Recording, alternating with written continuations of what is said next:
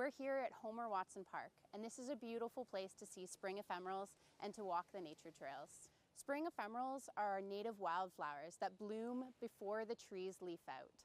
So when it's still late spring and you don't have any of the leaves on the trees yet, all the sunlight comes through and it hits the forest floor. And when it hits the forest floor, our native wildflowers bloom. So you can see a few of the trilliums that are left here. And these ones that look almost pink, they're at the very end of their blooming.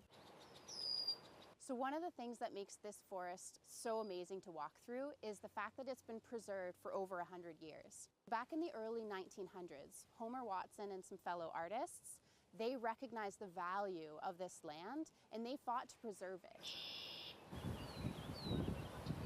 We are on the Grand River and this trail runs adjacent to it for quite a piece. One of the other really interesting things that we're going to see as we walk through this forest is we're going to see blazes. And these are white markings on the trees that mark that we are part of a larger trail network. So it's not just the woods here at Homer Watson Park.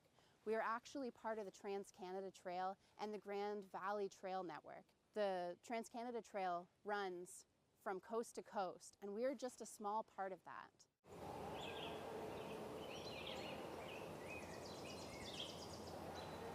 Forests are constantly changing. If you come every week, you'll see new plants growing, you'll see animals that are moving in different ways, you'll hear different bird songs.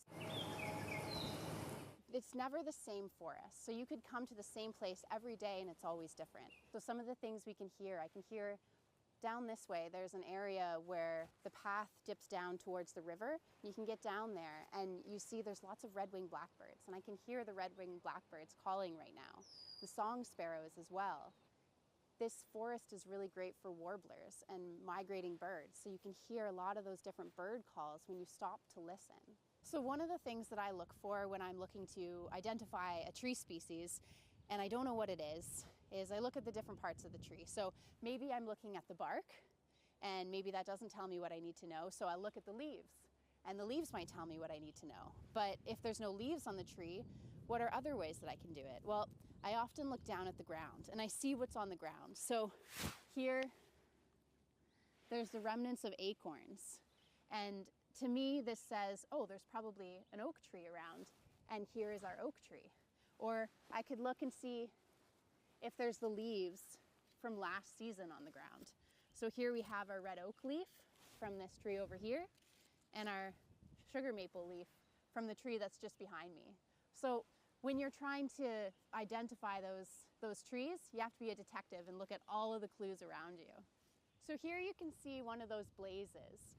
And this blaze, see how it's just one marking? This tells you that the trail continues on straight. And if you look past, you'll be able to see the next blaze. So the way that they set up these trail blazes is that you'll always be able to see where the next one is, and that tells you which way you're going. Now, if you saw two blazes and one was slightly higher than the other, that tells you that there's a turn in the trail. So if you see two like this, you're gonna want to go to your right. It's very quiet here. We get to hear the sounds of the river, the sounds of the wind moving through the trees, and it's a buffer from the regular hustle and bustle of the city noises that we're all so used to hearing.